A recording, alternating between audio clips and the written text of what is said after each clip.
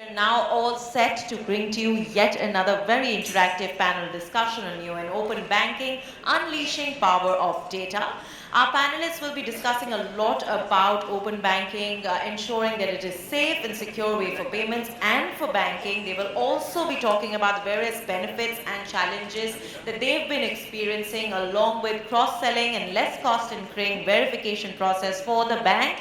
At the same time, I'd like to once again request all of you to please share your questions with our there right from the beginning. So that is two very interesting points Sumit you brought up. One, that there was a strong protocol developed for the UPI based payment industry, and everyone has to adhere to that one. Yeah. And the control were in place and it evolved, but again that was there. And second thing you said that it was not for making money. It was almost like it was being bundled as a service with other financial products and services. So these are very interesting points. And now let me extend this to you, Virender. You have been in the lending industry, digital lending piece of it. So why has the industry not, being just self-regulated and gone ahead and created some kind of a protocol? And why they are waiting for RBI to kind of come out with different kind of guidelines, or where they're just trying to ride the wave and maximize their profit and valuation? Maybe I ask a difficult one, but as a moderator, I have got that freedom. So no, I think if you look at lenders as such, right, they have been lending without the formal banking that we know in the institutional part of the banking. Lending has been around in the society for ages and ages, for centuries and centuries. There have been various models. So I think, the current, the regulated form of lending, the institutionalized form of lending with the right tools is an evolving thing. It's an evolving landscape. What is happening is that really when we look at outside, is that the wave of technology, and then there were, let me put it some way, where there were options available for some players to basically,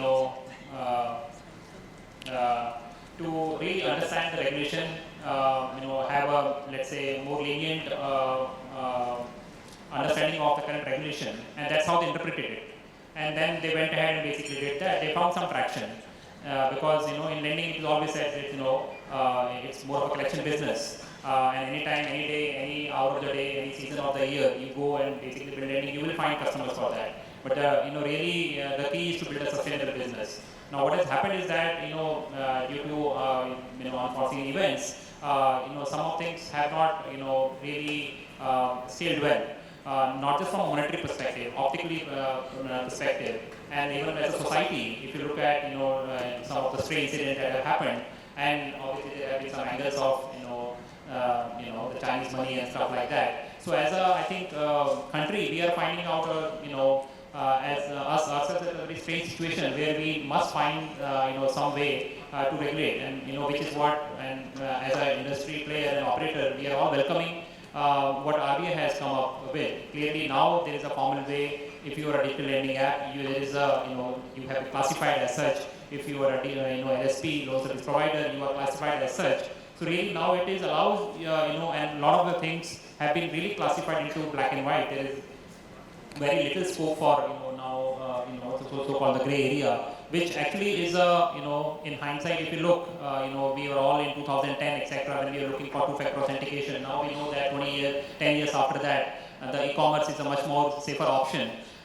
So I'm sure that in 4 or 5 years from now, when we look back at this incident, right now we're all kind of caught up in crosshairs. But 4 or 5 years from here on, I think we'll, as an industry, will mature. Now, as an industry, could we have done anything better? Of course, we could have done anything better. But the reality is also that industry is comprised of competitive people, competitive forces. There are people who are trying to basically as I said earlier, trying to interpret the regulations. There is a constant pressure, and as an industry, there have been some I would say.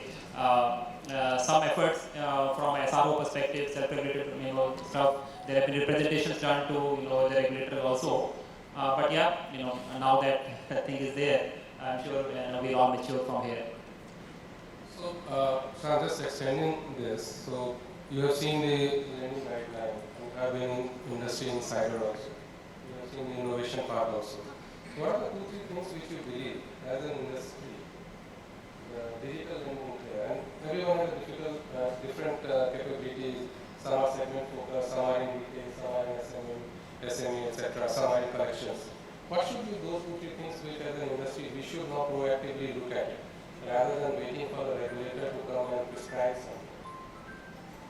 If you look at the current regulations also and the areas that they are pointing, I think the customer protection is at the core of it. Customer interest protection is at the core of it. Building a viable business is also at the core of it. RBI is very interested in actually seeing its business model and how you will, how are you a player who is in serious play, building a viable model, or are you basically fly by the night operator? They also look at things from that perspective. So clearly, my own little bit of experience is on the retail side of things. What we know is that looking at the retail side of things is that there is a great demand. Of course, the demand has been forever, but the challenge for us as an industry has been how do we address this and push the envelope of people who are lending worthy, people who are because what is happening, what has happened is that there are people and customers really who are within this envelope of where you will get 3-4 offers from various players, right? And they are competitive player, but there is a vast area outside of this envelope where the customers actually, as an industry, we need to make sure that how do we reach, and that's a challenge for the industry, is really how do we reach out to that customer segment where the data is thin, whereas the revenue pools are lesser. And this actually goes back to the RBI state vision of inclusiveness. So as a lending industry, I would say our number one, I think, challenge and priority should be to basically figure out how do we make it inclusive ecosystem for everyone and all players. And this will really go towards a greater cause of the country building. So thanks, Virender, for that insight. And now let me come to you, Vitar. So you have been the chief marketing officer in that role, right? So you have to create the buzz, you have to create the strategy, how to reach out to the customer and also make it profitable. So what should be the guiding principles for the players in this space? How should we approach this industry? Now we have certain set of experiences, but now we need to move to the next level. Sure. So before I answer that, maybe I'll add more to the next point. Industry has been trying to fight the bad practices that have been going on. There are 2 large bodies, BLAI and FACE, who have been trying to create awareness that these are the right norms or the right practices to do digital lending, and these are the ones that are not. Now, circling back to the question that you asked, yes, as a marketing perspective, I need to sell the product, I need to educate the customer about the product and help grow the business ahead. But along with these industries, along with some of the practices, one major activity that we have been taking into account has been to differentiate the bad apples and the good apples. If there is somebody who's ready to give you money on lending without doing your KYC, that should be the first red flag. But how is that possible, right? So, but the customer doesn't understand like that. So this is where the onus comes back to brands. This is where the onus comes back to products like ours to help customer educate and do better. On that front, what we have also been doing is we have multiple apps. Most of those apps are available in vernacular languages. Because yes, customer can complete the journey in English because they download it, they are habitual to it. But for their better understanding, you need to maybe give them the same content in their vernacular space, which is easily acceptable by the customer. Apart from that, I think as an industry, I think we need to keep the customer into center. We have to figure out, we have to be transparent, and that's maybe the whole crux of neobanking, that you push the envelope by being transparent. There's been a lot of baggage, unfortunately, and I know there are a lot of banking experts and veterans sitting here, but maybe today's customer is expecting a little bit of a different flavor. And that's where neobanking comes into picture. They are able to maybe re-optimize the same dish in a nice flavor, add some masala to it, give it in a nice manner, and serve it in a nice experience back to the customer again. And this is what the customer likes as well. Maybe they are not really looking to go and walk into a branch. But maybe the aha moment is that I am able to access that right from my office during the recess, click a button and I get the service. Maybe that's the aha moment.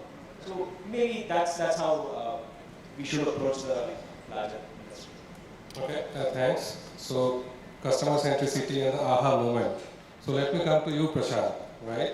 All these moments can be created when you have the customer data and hopefully the customer consent to use the data.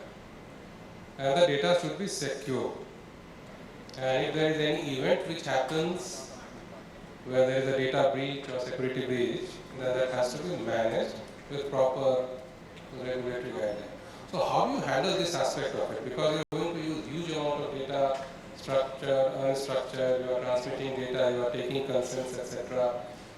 And this is one of the biggest problems that as an industry, the financial sector is facing. So if I look at it broadly, I mean, taking a step back, what are the things you mentioned about user consent, and I think I'll add one more word to it, which is explicit user consent. I think that is one of the key things which I've realized in this industry is there are a lot of things which are buried deep inside a TNC, which almost even financial experts don't read those TNCs. So I think the explicit user consent is key. The other thing which at Jupiter especially which we try to follow is we have we make sure that we have auditability and traceability of any data which flows through our system. And unless you have that, it becomes very difficult to answer a question that, hey, how did you get to this particular offering or proposal or this analysis? And I mean, sometimes it is very difficult, but even then that is the intent. And then from an RBI and a regulator perspective, I think the one thing which you initially alluded to, who owns the data, I mean, from my perspective, it is very clear, the customer owns the data. If there is any other answer, then I would love to be educated on that, because if you see the mobile number portability, the mobile number is now owned by the customer rather than by the telcos. So things like these. And innovation will happen when you democratize that data in a secure manner. If the customer owns that data, and now that is happening even in health tech, for instance, if the customer owns their own data. So these are the 2-3 things which we need to make sure are the tenets which we follow. And once you do that, then I think there are enough people, enough players in the ecosystem which will be able to innovate. The framework is, I think, the key thing, the guardrails, rather than be coming up with explicit solutions. Because explicit solutions assume that you know how to predict the future, which is very difficult to do. So Prashant, the question out here is that for larger banks or NBFCs, they have the balance sheet and the investment to support the security of the data or manage the data. Whereas the fintechs are funded, or they are raising funds from multiple sources, and their priority and valuation is based on the numbers, the number of accounts, the AUM that you are disbursing, etc. And there has to be a balance on that part of it. So how should we approach it? Because if you ask me, I have been interacting in the industry, and they always say it's a cost, and we don't know where this cost will end from the security aspect of it. Technology is improving, everything is improving, and the other side who are disrupting or breaching the security, they are also becoming smarter on that. And we don't have the wherewithal to manage that part of it. Whereas banks can deploy, they can get external parties, they can take help of maybe certain things on cloud, etc. So a lot of things are happening in that space. So this balance where we are innovating, we are trying to grow, there is a focus on growth, but there is also a challenge on the cost side to manage this aspect, security aspect. So from a balance sheet perspective, what you mentioned, I mean, yes, the banks have a very strong balance sheet, but the business model stays the same. Yeah. I mean, whether you are a traditional bank or a neobank, I mean, there is only so many ways you can make money, and that doesn't change. Whether you have a digital channel or a physical channel, the numbers might the specific numbers might change, right? The advantage which I've seen, especially coming from the consumer internet world, is there is a huge amount of outsourcing which happens in the fintech world. So we say that yes, banks have the resources and everything to do that, but almost every technology piece in all the financial institutions I've seen is outsourced. So it is basically the technology companies which are coming up with these solutions. The banks are mostly in the business of creating the right policies. If you look at fintechs, they come from a tech-first perspective. So a technology which is supposed to make your data secure, they already have that as a first principle. So that is not a tack on top of it. right? It is not a black box for me. I know exactly how my data is flowing. I know exactly what the controls are. I know which data contributed to what. So that actually gives us a lot more control. And from a pushing the boundaries perspective which you were mentioning, what we realized is that if we keep on doing the same thing which we were doing, let's say 10, 20 years ago, we'll still be in the same place where we are right now. So at the end of the day, if you have to do lending, for instance, which we were talking about earlier, if you have to do lending in a different way, I'm sure there are better ways of doing it. Or you can augment the traditional risk modeling, which is the ITR returns for the last 3 years, with other social signals, for instance. So that requires a lot more data. And I think the technology companies which are more data first are already putting the systems in place to crunch these numbers, to basically make sure that they can do personalization at each individual customer's level. That for this particular user, this is the right kind of risk assessment, and this is the credit uptake which is responsible. Right. We can't have blatant credit being given to everybody. So there's this definition of financial wellness and responsible credit. And I also don't want to lose money at the end of the day. Sure. So that just quickly added to Prashant covered most points. Just adding one word again, the advantage fintechs have is because there are no legacy systems out there. It allows us to build and incorporate that security right from scratch, as you mentioned, at a much lower cost. So thanks, Prashant and Sumit. So I see a confidence out there that you are comfortable for handling the customer data, Yes. which I think will give confidence to the customers also. But now coming to you, Sumit, how should we empower the customer? And especially because there will be innovative product and which will cross the boundaries. Today we are talking about lending, it will be coupled with investments, or it will be coupled with insurance. And we are seeing growth in all the segments of it, right? So how do we empower them? What's the manner in which we can make it very simpler for them? They understand that what we are offering, they understand how it is being handled, and they understand that explicit consent, which Prashant talked about, what they are giving.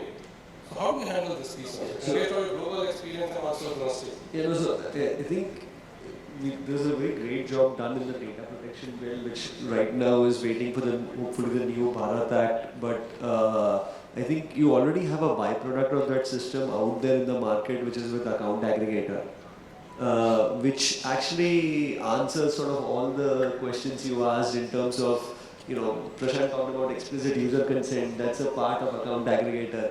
Transparency, which tells when the consent is given, for how long that data can stay, right? For what duration that consent is there, to the points of where it should be straightforward, one click way to revoke that consent, to delete that data. So as Prashant rightly said, that the data is owned by the customer, and if you give customer every single control possible of being able to manage their data as permitted by law, becomes very critical, right? And so it's a responsibility for every player, fintech, bank, and regulated entity, doesn't matter, is to ensure that they're treating users' data with utmost care and giving user full transparency into what the data is there, how the data is being used, how long is it being stored, and a very easy way to completely revoke any consent and delete the data that's been provided, right? So, and again, the reason I mentioned account aggregator again is because the protocol already supports all of the best practices out there, and so users today for any apps using account aggregator can go and say, what, revoke my consent or delete my data and don't store my data any longer. Thanks, Sumit. So I think account aggregator can be a solution to it as it is improving. Virender, let me come back to you on open banking, Neobank. So is it competition for the banks and other financial institutions like NBFC? Or do we see more robust collaboration model evolving out there? I think my view there is it's a collaboration that is going to win. At the end of the day, the banks are good and they are really good at some aspects, be it the compliances, the policy making side of it, the balance sheet management, and so on and so forth. And then there are clear focus areas that the fintech actually brings: marketing, technology, customer experience, seamlessly interleaving the products, etc. So those are the, I think, the capabilities that modern fintechs bring to the table. There is clearly, no reason to deny if the two teams come together, there is a business model, that is a winning combination can be done. There are banks who are trying to basically take this journey entirely on themselves. There are banks, who understand that they have an equally powerful license, because at the end of the day, license is more or less the same that they have. But for historical reasons, for other reasons, they have limited reach. They are regional banks. They are, maybe known in one part of the country. And with the digital ecosystem and mobile-led, acquisition, they have a chance to actually go and acquire customers, from wherever they want. So clearly, this is there are enough and more evidence of like-minded fintechs and banks coming together in a collaborative fashion to make it a winning combination. Thanks. Maybe adding more to this point. So see, banks want to do a lot of things, and they have a huge target base. Experimenting on such a huge target base at such a high volume with technology is a little bit challenging, because they are facing their own challenges. They have to serve the customer, they have to serve compliance, they have to serve 10 other things that are there. That's where fintechs, neobanks can come as a test bed. In collaboration, what we can do is we can test the hypothesis together for the banks for a certain set of segments, and then help them move the envelope. Right? So maybe NTC, which is a little bit of a segment that nobody has any clue, because there is no credit footprint yet. But that's where maybe fintechs and neobanks can come and do a little bit of testing. That's what even was discussed in the previous panels. But this is how we can contribute to banks. I don't think it's a bank versus fintech. That's like more of a sensational topic for good discussions. It's more of banks with fintech, and that's been successful for quite some time. We've been running business for the last 7 years. Banks with fintech is the way forward. Okay, that's a positive outlook for that. But if you talk in a closed room, and the topics is slightly different, I would say. And they consider fintechs to be a good competition, I would say. In a sense that they are forcing the banks to become agile leaner. Whether they are succeeding or not, it's a very different topic. But that's what we are seeing. But let me just extend that to you. So if you have to predict the future, next 3 years, I'm not going beyond that. Open banking, neo banking, para banking, co-lending, so many things happen. What will be the next thing? And I think Mr. Iyer was also discussing the same thing in the previous panel, that 20 years back when he started lending, digital lending was nowhere. Today all of us are discussing, all panels have a common theme, digital lending, and how to maybe do it better. Maybe 3 years down the line, neo-banking will become the way forward, the hot topic of discussion, and there are a few logical points which I can give maybe towards that argument. See, with neo-banking, first of all, we will help banks scale to locations where they don't even have physical branches. That's the power of neo-banking. Right? You can go and deliver, open an account, give a lot of financial services to the customer sitting at maybe the last nook and corner of the country. Right? Because internet penetration is there. So you can easily do that with your neo-banking apps. Secondly, via a lot of cross-selling that can happen through different partnerships within the banks, within the neo-banks, that also maybe answers the question that, okay, are you making money? Are you monetarily viable or not? Are you doing a responsible credit in your larger spectrum or not? So that can again be addressed to a certain point. Now, what is the benefit of banks? That's what I just said, that maybe this is a good test bed. And maybe in closed room conversations might be different. I don't deny that. And that I said that yes, banks versus fintech is a good sensational topic. It's a good lunch conversation. But there are a lot of banks who have seen growth through all the 4 panelists over here. They have seen their business go ahead. And maybe that can be a success story for the rest of the banking industry to help us and take this to the next level.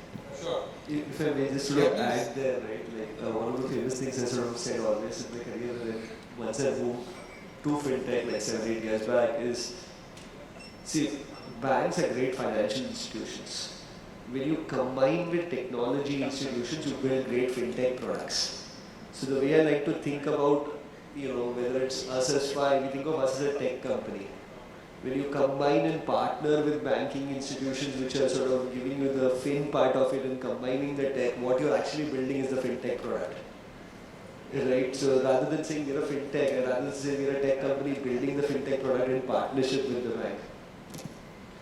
Thanks, Sumit. So only thing which left is the risk part of it, which is still is primarily which the financial institutions are carrying, and that is something which needs to be shared. But okay, we have 2 minutes left, so I will open the floor for questions.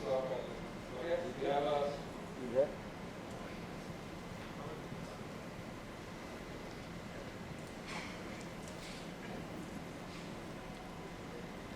Well, that was a great panel. I really thank the organizers. I was supposed to ask this question in the previous panel, but I'm lucky that I'm asking to this panel. See, I work a lot in the MSME space, in the MSME funding space, and the last 2 years in the pandemic, it has actually broken the backbone of them. We know MSME is the backbone, and it brings in the inclusive growth. If that part of the ecosystem has the pipeline of liquidity coming into their business cycle. Now, there are many fantastic businesses with good business models. The probability of the future cash flow looks very good.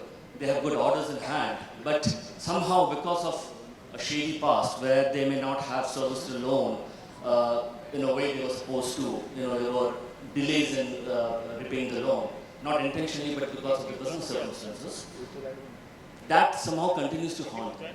Now, I understand the regulatory checks put forward by the RBI is all the good intention, but somehow the past continues to haunt them and it doesn't allow them to do the course correction. So while fintech has revolutionized in a great way in bringing in the marketplace, where now the breadth of the financing source is far more open as an option, it somehow still stays as a marketplace. It's still not revolutionized in the way where the core problem of the MSME is still not looked into it. It's not answered by the fintech. The only revolution I'm seeing in the Neobank is that it's a little different from the marketplace because we're bringing in the banking solution in a little innovative way, which is all digital. Now, my question is, look, we have a good business. Let's say if you're an entrepreneur and you have a very good business order, and your cash flows over the next few months or the next couple of years are going to significantly increase. But your past balance sheet has not been that strong. So that is where everyone will come and put a halt to it. They will not take the step forward from there. They will say, no, we find this very shady. Now, if I am a friend of yours, I know you will do really well. I provide that money to you. So what is stopping? Because we have actually until very recently, last week we have submitted an approach note to the RBI and to the Finance Ministry, bringing this concept. What is stopping someone to bring in a pool of friends and family spread as a corpus where this stringent process can be bypassed to some extent? You keep the due diligence process very stringent, right? So do the due diligence process, do the homework very good before you lend the money, but at least not let the past haunt the future of where something bright could come up. Allowing the business to break down, that actually increases the jobless rate. So ultimately it's not a win-win situation with the economy. Yeah, so I understand your question. So yeah, I am an MSME and I have a past and I have a future. How do I balance that now? So Virender, you can try that. Not that I'm an expert on that side, but clearly it's a very I think interesting question which poses to the industry. Clearly, if I equate this problem to the retail side of things, there are people on the credit worthiness. There are people in that ladder all the way from top end to not so and there are people in prime, subprime, and so on and so forth. I think at the industry, at the retail level, at least we have found out various cost models, which is actually risk-based pricing, which actually has found an answer to that. But I'm sure that in MSME segment there will be something which will be found out, including cash flow based lending, lending from the eventually source, the provider, the supplier, and so on and so forth. But I think it's an industry. It's a very, I would say, a dynamic question, and I don't think anything is going to come from regulatory side of it. There may be some aspects from the government itself, given that there is so much of push that is coming from the government on the inclusion credit inclusion on the MSME side. But clearly, I also don't actually have a good answer for you. No, so I will give you some pointers of it. So government is trying to do that, SIDBI is trying to do that, NABARD is trying to do that, digital banking unit where each district has been given to respective banks, both private and public sector, so it is not differentiating that. So these are some of the initiatives, but again it's a high risk. So if I am a lender, will I take 100% risk for it? I will not.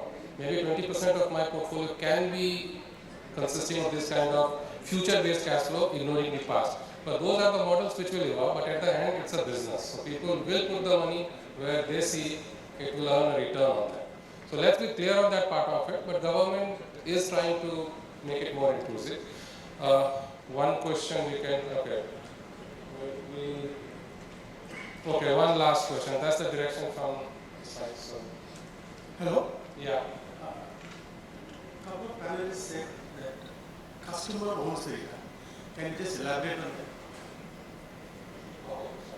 Sure, I can take this and then you can follow through. So I mean, the data is owned by the customer, and that's what it means. Where it resides with which financial institution is immaterial.